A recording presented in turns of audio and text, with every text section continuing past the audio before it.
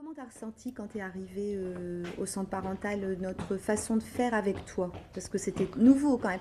Tu avais quand même connu des petites périodes où tu étais en foyer, en groupe, mais Ouais. là c'était différent. Tu étais dans ton logement, mais avec des éducateurs qui venaient chez toi. Qu'est-ce qui a été bien ou moins bien à ce moment-là? Bah, en soi, en vrai, enfin, ça a été juste que, en fait, je trouvais que c'était, en fait, que vous étiez trop là, je pense, c'était Trop trop présente? présent, voilà, et qui était aussi, bah, beaucoup de questions, tout ça, et puis moi, vu que j'avais le stress déjà avec ma fille, tout ça, donc on va dire que j'avais pas trop envie de travailler avec vous. Comment tu as ressenti quand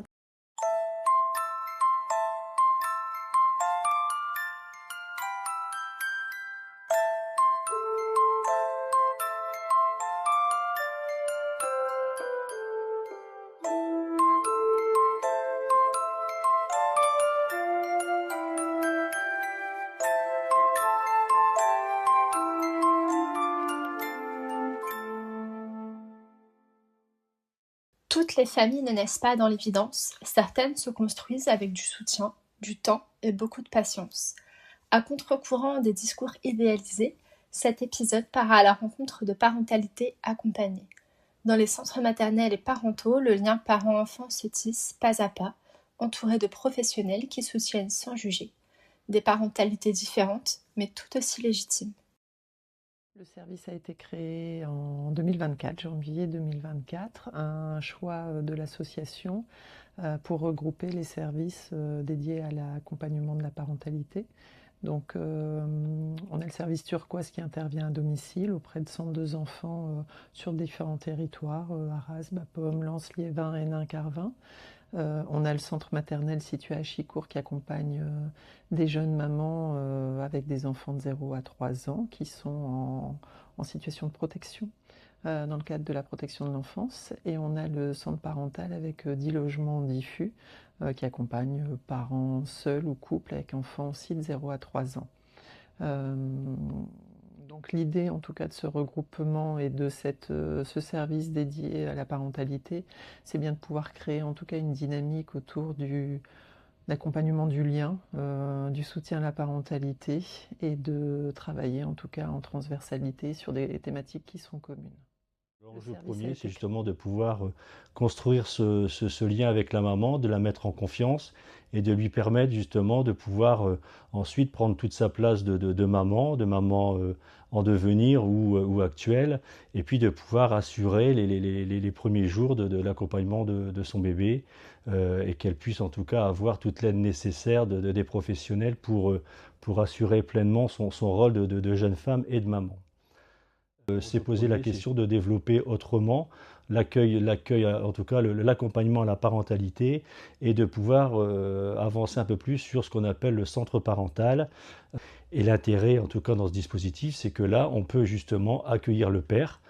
Alors moi, mon rôle en tant que chef de service, parce que un chef de service tout seul, il sert à rien, enfin pas grand-chose en tout cas, peut-être un petit peu quand même, mais en tout cas, mon rôle, c'est justement, comme je disais, l'équipe de 4 éducateurs qui accompagnent le centre parental, c'est aussi une équipe de 4 professionnels au centre maternel, assistés d'une maîtresse de maison, d'une assistante maternelle, là, comme on est en fonctionnement continu de surveillant de nuit, avec un appui important de la psychologue, alors pas un temps plein, mais en tout cas qui a un temps important de présence au centre maternel et au centre parental.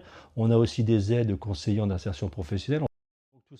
Tous ces professionnels qui interviennent auprès des parents, dont je fais partie, il y a aussi question en tout cas du lien entre nous, alors du lien professionnel, mais nécessairement aussi comme on l'est aussi avec les parents, c'est-à-dire une approche bienveillante que j'ai avec les collègues, également aussi avec les partenaires extérieurs, de pouvoir en tout cas être aussi dans une collaboration qui génère aussi de la confiance, qui puisse à un moment donné aussi permettre aux uns et aux autres de pouvoir s'exprimer dans les moments qui vont bien. en général, c'est assez facile, mais aussi dans les moments plus délicats, parce qu'accompagner la parentalité, c'est des moments fort agréables, des moments où on peut apprendre énormément des parents qu'on accompagne, des leçons de vie dans certaines mamans qui ont un parcours très très chaotique et malgré tout, qui arrivent en tout cas à pouvoir prendre en charge leur bébé, à répondre à leurs besoins, des couples qui peuvent nous surprendre, qui même s'ils sont jeunes, qu'ils arrivent quand même malgré tout à discuter, à communiquer, à essayer de trouver en tout cas un moyen pour apaiser certaines tensions. Donc ça, c'est des moments fort agréables en tout cas qu'on peut vivre et qui nous nourrissent. Mais malgré tout, il y a aussi des moments plus délicats quand on se rend compte que malgré les efforts de la maman ou du couple, les besoins de l'enfant, ils ont du mal quand même à répondre aux besoins de leur enfant, en tout cas à faire que le petit se sente bien. Et dans ces moments-là, bon, on aborde des sujets un peu plus délicats, hein, qui sont un peu les limites de l'accompagnement, qui font tous On est beaucoup venus. Oui. Et puis après, en moyenne, on venait 3 à 4 fois par semaine. Oui. Et dans notre travail, une des missions qu'on a dans le travail, c'est de vous accompagner dans le budget. Oui. Et il y a une fois où moi, je me souviens bien, je t'ai accompagnée en course parce que tu n'avais plus beaucoup d'argent pour faire tes courses. Et moi, j'ai cru qu'il était bien de te laisser te débrouiller dans tes courses. Donc, tu as fait tes courses dans le supermarché et tu es arrivé à la caisse avec un caddie très très chargé. Et je me souviens qu'à ce moment-là, on a eu une grosse altercation parce que nous, on faisait juste des courses de dépannage. Et toi, tu avais acheté tout ce qu'il fallait pour la petite, tout ce qu'il fallait pour le mois en alimentation. Tu te souviens de cette... Bah, en fait, on va dire sur l'instant, vu que tu m'avais fait une remarque par rapport à mes courses, du coup, en fait, sur l'instant, je me suis sentie, on va dire, un peu jugée, alors que de base, je voulais... En fait, quand tu m'as dit on va faire tes courses, je me suis dit qu'on allait passer un moment ensemble.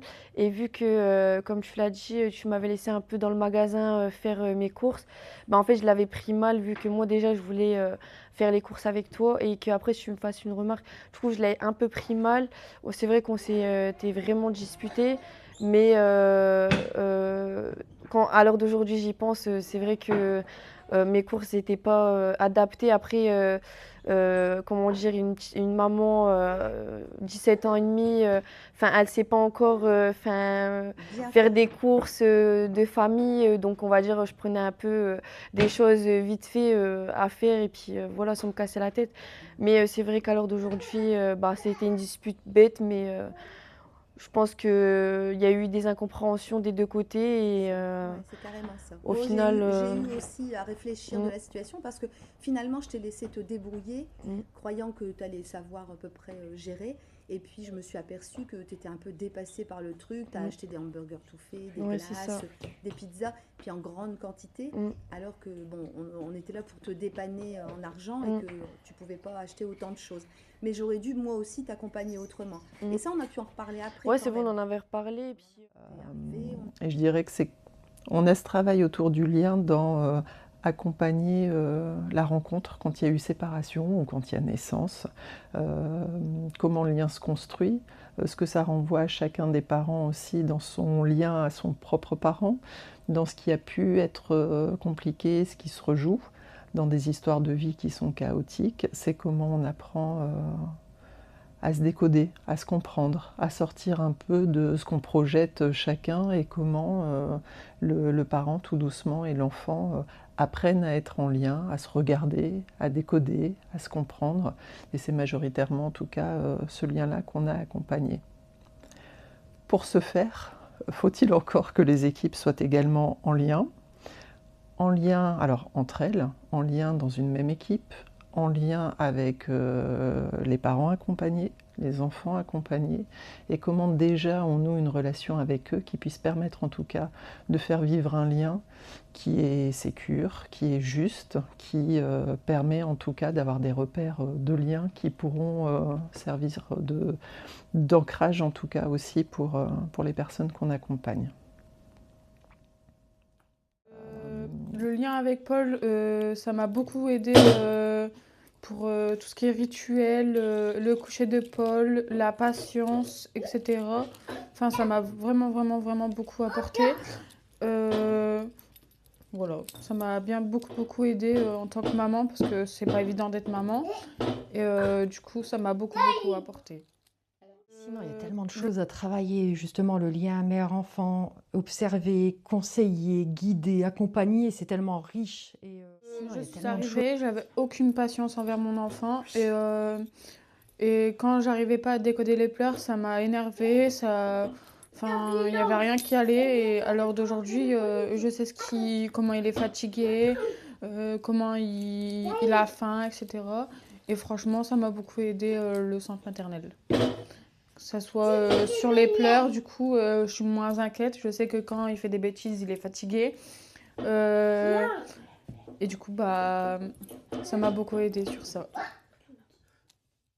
Le regard des gens, quand vu que je suis maman, j'ai été maman très jeune, euh, j'ai eu beaucoup de regards des gens, des autres, surtout des jugements. Et au début, ça m'a beaucoup attristée et je ne voulais plus sortir. Et à un moment donné, je me suis dit, les regards des gens, on s'en tape. Je me suis dit, on sort, on va pas non plus empêcher de sortir pour les gens, alors que les gens, franchement, les regards des gens, c'est vraiment, vraiment, vraiment très malsain. Les gens, ils sont tellement méchants à l'heure d'aujourd'hui que maintenant, je peux sortir et puis sortir comme ça, le regard des gens, maintenant, je m'en fiche complètement. En tout cas, à chaque fois, c'est ça. Quand le bébé pleure et que du coup, les regards sont un peu plus focalisés sur la maman et le bébé, c'est là où ça gêne les mamans. C'est pas quand elles se baladent en poussette et c'est plus quand leur bébé pleure, hein, parce elles craignent qu'on leur dise, oh, elles savent pas s'occuper de elles savent pas s'occuper de son petit, il pleure. Et c'est plus dans ça, en tout cas quand on reprend avec elles, qui est dérangeant pour elles. En tout cas, à chaque connaître aussi. Mm. Et pour ça, il faut du temps. C'est vrai. Il faut quand même du temps. Il a fallu quand même 6 mois de mon côté. Et moi, ça me rassure parce que quelquefois, mais nous, en tant qu'éducateurs, parfois, on a l'impression on se dit, avec telle maman, on va pas y arriver parce que finalement, ça passe pas. Et on se pose des questions quand même. Comme moi au début, par exemple. Et on peut se dire, oh là là, j'y arrive pas, on le vit pas toujours bien. Et finalement, il faut pas se décourager, ni d'un côté ni de l'autre, parce que c'est du temps qu'il nous faut pour apprendre à se connaître. Et puis en fait, je pense que aussi, on va dire que j'étais pas aussi dans ma meilleure période. On va dire j'étais très, sans en venir dans les détails personnels de ma vie, mais on va dire que j'avais eu vraiment, on va dire une déception. Et on va dire que c'était pas au bon moment, on va dire. Mais j'ai réussi quand même à surmonter ça grâce à Virginie, puisqu'elle m'a quand même beaucoup conseillé, elle m'a beaucoup disputé aussi, mais elle m'a beaucoup conseillé aussi. Elle m'a beaucoup conseillé, elle m'a beaucoup écouté aussi. Même pour favoriser le lien entre les équipes, les professionnels, en effet miroir aussi par rapport aux personnes accompagnées, il fallait qu'on pense aussi le lien, le commun, ce qui faisait transversalité, les points importants et puis ce qui pouvait avoir du sens, en tout cas dans nos organisations. Alors pour favoriser. Les centres parentaux sont regroupés au sein de la Fédération nationale des centres parentaux. Nous sommes allés rencontrer la présidente de la fédération, Sylvie Chemin, qui nous a partagé sa vision de l'accompagnement des jeunes parents, le rôle de la fédération nationale et les défis auxquels les centres parentaux sont actuellement confrontés. Cette fédé a permis en 2016, justement avec la loi Taquet, ça a permis de reconnaître les centres parentaux. C'est-à-dire qu'Adrien Taquet, dans l'amélioration de la loi de la protection de l'enfance, a mentionné l'intérêt des centres parentaux au titre de la prévention. Donc, au local, il y a des activités qui se proposent, il y a des choses, il y a des jeux pour les enfants. Il y a même des fois beaucoup d'enfants qui se réunissent entre eux. Je trouve que c'est vraiment agréable pour les enfants et pour les familles aussi, pour les mamans, de se retrouver parfois ici. Entre nous, ça nous fait du bien aussi. Je pense qu'on est des mères, mais à la fois on est des femmes. Et les enfants, c'est pareil. Ils ont besoin de se défouler, de profiter avec d'autres enfants. Tu sors de ton isolement aussi, parce que parfois dans l'appartement, tu te retrouves seule avec ta fille, ça peut être long. Et d'avoir comme ça des mamans qui vivent la même situation que toi, je pense qu'il y a des mamans avec qui tu peux échanger. Si on est au local, d'avoir du lien ici, parce que déjà ça a permis de nous faire comprendre certaines choses, des fois qu'on peut penser mal de nous, Par exemple, moi, quand je vais donner un exemple personnel, des fois, je pensais des choses dans mon rôle de parent. Puis quand en fait j'écoute les autres mamans, en fait je vois que c'est à peu près la même chose. Donc en fait je me dis que je suis pas la seule à vivre ça. Donc en fait des fois ça te rassure dans certaines choses, dans ta parentalité, dans ta confiance en toi, parce que enfin des fois par exemple quand tu as des coups de mou et tout, tu peux en parler avec Anne, la psychologue ou Virginie, tout le monde qui est au centre parental. Et je trouve que c'est important de venir au local pour qu'on puisse partager des moments tous ensemble. Donc, C'est le centre important parental évite l'isolement, permet de parler de toutes ces questions. Est-ce que je serai un bon père? Est-ce que je serai une bonne mère? Est-ce que cet enfant va correspondre aussi à l'enfant que j'attends? La différence entre l'enfant qu'on a projeté et l'enfant qui arrive. Et avec toutes les questions autour de la place de l'un, de l'autre dans le couple et comment on peut s'y retrouver. Donc le centre parental. Après aussi, je pense qu'il y a la confiance dans le centre, avec les éducatrices, tout ça du centre parental. Mais je pense qu'il y a aussi des choses plus profondes avant la confiance. Pour déjà qu'on a confiance, il faut que déjà il y a un sentiment de confiance. Donc moi, par exemple, pour moi, mon expérience personnelle, j'ai eu, pendant un moment, j'ai eu des choses très compliquées qui sont passées dans ma vie durant que j'ai été au centre parental. Et que justement Virginie a été présente pour moi, Virginie, les autres éducateurs, mais beaucoup Virginie parce que ça m'a vraiment, on va dire, sans rentrer dans les détails, mais j'ai eu un problème de santé, mais Virginie a été vraiment investie par exemple, quand j'ai été très malade, elle était très investie dans ma prise de médicaments, dans ma prise de soins. Elle a pris beaucoup soin de moi, elle m'a appris beaucoup de mes nouvelles. Elle est même venue, qu'elle n'était pas obligée, elle est venue me chercher à l'hôpital avec un bouquet de fleurs. Ça m'a vraiment touchée parce que son boulot, c'est de s'occuper des enfants et des parents. Mais avant tout, là, je pense qu'elle l'a pas vraiment fait avec le travail, elle l'a fait avec aussi son cœur. Et je pense que c'est aussi ça qui fait que tu peux avoir confiance en quelqu'un parce qu'il y a les sentiments qui se développent au fur et à mesure. Certes, au début, il y a de la méfiance, tout ça, ça c'est comme dans la vie de tous les jours. Mais je pense que au fil du temps, on crée des liens plus qu'on pense en fait au final. Comme je disais aussi, après, c'était plus profond. Donc quand je dis c'est plus profond que de la confiance, avant la confiance, du coup c'est aussi les liens qu'on peut créer en dehors de l'accompagnement du centre parental. Moi par exemple, Virginie, il y a un moment, il y a quelques temps, il y a une semaine ou deux, il y a eu ma belle famille qui était venue sur Arras. Du coup, on avait préparé des gâteaux, du thé, on avait préparé des plats et tout ça. Donc, on avait pensé à Virginie, parce qu'elle nous a appelé au même moment et on devait l'appeler pour lui dire si elle voulait passer. Du coup, on a parlé de ce qu'on devait parler, puis je lui ai dit de passer à la maison, de venir boire un thé pour voir ma belle-mère et mon beau-père. Et du coup, elle est passée, alors qu'elle n'était pas obligée, elle pouvait rentrer chez elle, elle avait fini son service. Il était 17h passé, donc elle aurait pu rentrer chez elle.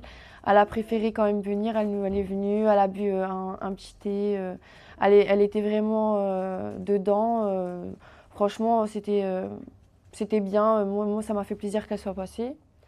Le lendemain, comme Ce je qui est disais important aussi au niveau de la FNCP, c'est de ne pas rester dans l'entre-soi, mais d'être en lien avec les différents partenaires qui gravitent autour de ces questions, mais pas que. Il y a aussi un engagement politique, parce que si je parle de 2016, où Adrien Taquet a bien reconnu les centres parentaux, aujourd'hui, en fait, la loi sur la protection de l'enfance est énormément remise en question, notamment tout ce qui est service à la parentalité, tout ce qui est aussi autour de permettre et accompagner les familles en difficulté.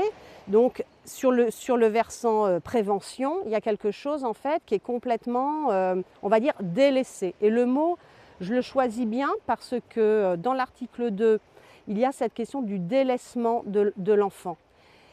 Et ça, pour moi, c'est un retour en arrière. C'est ne pas reconnaître justement tout le travail qui a été fait par Boris Cyrulnik autour des 1000 premiers jours. Parce que si on veut parler en fait d'adoption, puisque derrière il y a ça, mais il n'y a pas que ça, bien sûr, il y a une question financière, on ne va pas se voiler la face, c'est, faut pas que je perde mon fil, en fait délaisser un enfant et ne pas prendre en compte ce qu'a dit Boris Cyrulnik, c'est ne pas parler d'attachement. Et on est obligé de parler d'abord d'attachement pour pouvoir accompagner le détachement. Et si on ne fait pas ça, pour moi, c'est une hérésie, c'est un retour en arrière. En plus, je ne crois pas que ça soit la bonne question, la question du détachement, du délaissement. Pour moi, la question, c'est plutôt le soutien, la prévention, être proche, créer du lien, tisser du lien entre ses parents, leurs enfants, l'extérieur, qui soient vraiment inclus dans une société. Ça, c'est hyper important.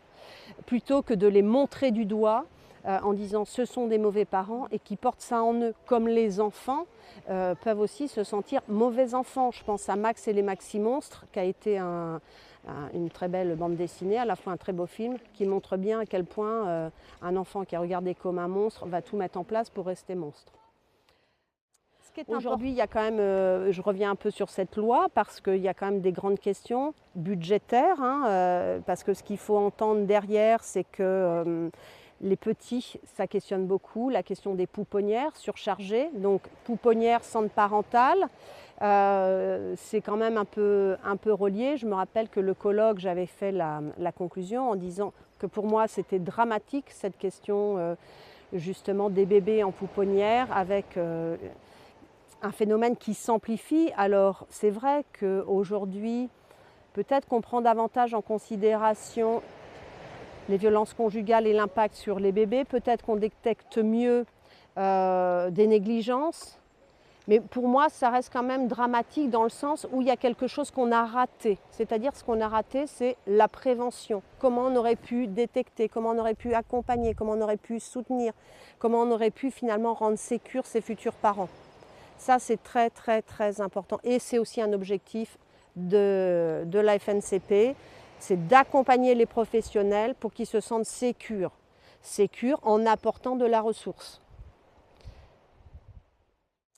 Aujourd'hui, En vrai, ça dépend avec qui, comment et pourquoi. Tu vois, parfois, par exemple, je vais dire un nom au pif, Louis, ça va pas passer, mais Bernard, ça va passer. Tu vois, même les éducateurs, c'est pareil en vrai. Moi, avant, dans mes autres foyers, j'étais tout le temps le fugue. J'étais jamais là. Mais là, je suis trop là. H24. Donc ouais, ça m'aide à me poser. Et à trouver une formation. Des stages, des machins, des trucs avec le CIP. Elle est déjà en crèche, mais là, c'est pas régulier. C'est des jours comme ça, quand ils peuvent. Mais au bout... Enfin, à partir de septembre, ça va être régulier. Donc je pourrais reprendre une formation. Après, si par exemple elle finit la crèche à 16h et que moi je finis à 17h, ça va être les éducs qui vont la chercher. Avec les relais, quand j'en peux plus, avec la dépression postpartum, surtout quand j'en ai marre, je la passe et au moins je peux souffler. Et ça a été compliqué avant le traitement. Elle me saoulait, je voulais plus d'elle. Je me disais même pourquoi j'ai fait un enfant. Mais avec le traitement, ça va beaucoup mieux. Je suis beaucoup plus câline avec elle. Pour s'endormir, elle s'endort un peu plus vite. Elle a plus d'eczéma, ou très très rarement. Une éponge. Quand je suis pas bien, elle est pas bien. Merci les cachets contre la dépression. C'est important de se soigner contre la dépression postpartum, c'est très important. Très. Et c'est pas une honte. Du coup, moi, je suis placée jusqu'à ma majorité. Donc, ma majorité, c'est jusqu'en septembre. Si j'ai envie de continuer, je peux. Mais moi, mon projet, c'est de partir en appartement. Après, il faut tout travailler. La gestion budget, l'autonomie, le ménage, faire à manger, machin. Tout. Petit à petit. Déjà, ma chambre, ça va. Depuis que je prends les cachets contre la dépression. Je peux, mais moi je préfère la prendre pour qu'elle puisse prendre l'air, sortir, voir les arbres, la nature. Parce que rester enfermé. Et bon, il faut travailler l'autonomie. Donc je la prends avec moi. La PMI, elle fait des activités, massage bébé, elle nous a appris la langue des signes bébé, des activités comme ça et moi je les fais. Ouais. Il y a des trucs, c'est intéressant, il y a des trucs moins, parce que je suis pas trop fan. Mais... Que ce soit ici, ou quand j'ai accouché à l'hôpital, ou dans la rue, ou... Être maman jeune, c'est mal vu. Très mal vu. Ils vont dire ça, c'est encore des cassos. Ils vivent, enfin, ils font des enfants pour la CAF, ils vont rien foutre de leur vie. Ou pauvre gosse. Combien de fois j'ai eu des trucs comme ça, pauvre gosse. Bah viens dans ma vie, tu verras. Pauvre gosse, tu vas vite l'enlever. Oh, j'aime pas ça. Moi, je sais ce que je suis, je sais ce que je fais avec ma fille. Les autres, ils savent pas ma vie, je les enquiquine. L'enjeu, vraiment, le lien ne va pas de soi. Les événements de vie, les événements institutionnels, professionnels font que le lien peut rapidement être mis à mal. Et l'idée, c'est comment, en tout cas, on peut essayer de le favoriser, comment on le porte, comment on l'accompagne, comment on est présent, en tout cas, dans ce lien pour donner, en tout cas, un maximum de chance à l'enfant qui, même s'il ne voit pas ses parents, vient de ses parents. Et comment, en tout cas, on l'aide à se construire au travers du lien sous voilà, des formes plus ou moins directes, mais comment on le réancre en tout cas et comment on fait en sorte que qu'il ne soit pas coupé, pas isolé, pas en rupture, mais qu'on tienne compte en tout cas de là d'où il vient. Je m'appelle Alissa, j'ai 17 ans, j'ai une petite fille qui s'appelle Iba qui a 1 an et 2 mois. Je suis au centre maternel La Marelle à Achicourt. La vie en communauté, c'est pas tout le temps facile, mais même si des fois il peut y avoir des disputes entre mamans et tout ça, bah faut pas que ça nous casse le moral, etc. Faut juste penser à notre projet, notre enfant, pour se dire qu'après, plus vite notre projet il avance, plus vite bah, on pourra sortir. Pour tout ce qui est les éducateurs et tout, bah ils sont pas là pour nous juger, ils sont là pour nous aider, que ce soit les éducateurs de jour ou alors les veilleurs de nuit. Et bah, avec les enfants, même les bébés, c'est pas tout le temps facile, surtout quand ils ont leur période où ils sont gronchons et tout ça. Mais faut pas se dire que c'est une période qui va durer tout le temps, c'est juste un certain temps. Pour être en lien avec Kiba, faut lui parler, expliquer ce qu'on fait, jouer avec elle, bah, tout faire, je sais pas. Pour être en lien avec, c'est prendre son bain et manger. Et dormir aussi. Moi, j'aime bien tout faire avec Ibo. J'aime bien tout faire. Sauf quand elle a ses périodes gonchon, là, par contre, c'est un peu plus compliqué. Ou quand elle fait ses dents. Ou quand elle fait ses vaccins et qu'elle a de la température. Alors après, on leur dit aussi, vous n'êtes pas que maman, vous êtes des femmes. Donc, il faut que vous pensiez aussi à vous. Mais il faut. Enfin, c'est toute cette. C'est compliqué en fait de trouver le juste milieu de prendre soin d'eux, soit pour pouvoir prendre soin de son bébé. Alors après, on leur dit il y a un endroit, ça s'appelle l'Office des sports et ils nous proposent des activités. Par exemple, la dernière fois, avec une éducatrice et une autre fille de la Marelle, on est allé au thé dansant et une autre fois, on est allé au yoga. Oui, en dehors de la Marelle, on peut sortir, faire des activités et tout ça parce que bah, sinon, on n'a pas trop d'idées où aller, etc. Et là, c'est pas cher et on peut souffler un peu, sortir de la Marelle et tout ça. Jeunes parents ou pas, bah faut pas abandonner et on est tous, bah être parents ça s'apprend. Jeunes parents ou pas.